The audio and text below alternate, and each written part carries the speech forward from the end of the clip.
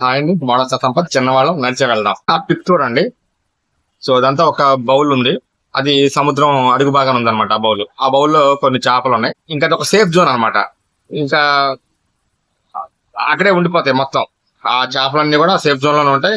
ఇబ్బంది ఏమి ఉండదు. ఇంకా బయటికి వెళ్ళటం ఎందుకు, మనం ఇక్కడ ఉంటే హ్యాపీగా ఉంటాం కదా అన్న ఒక ఫీలింగ్. ఆ సేఫ్ జోన్ చూడండి, ఒక చేప దూకేసింది ముందుకి, అంటే సముద్రంలోకి ధైర్యం చేసింది అనమాట.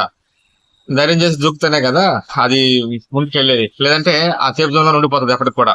ఆ చేప ఆ చేపను బట్టి మనం తెలుసుకోవాల్సింది ఏంటంటే, ఎవరో వస్తారు మనకి ఏదో చేసి పెడతారు అనేది కాదు.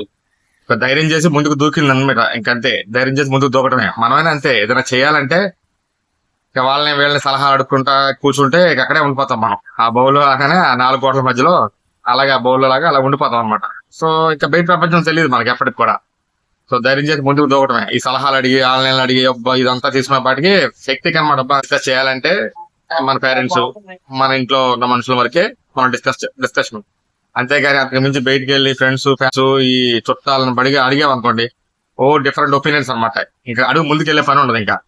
సో అందుకని ఏంటంటే, first you come out from the safe zone, then blazing all the guns అనమాట. సో వాయించి పడేయటమే.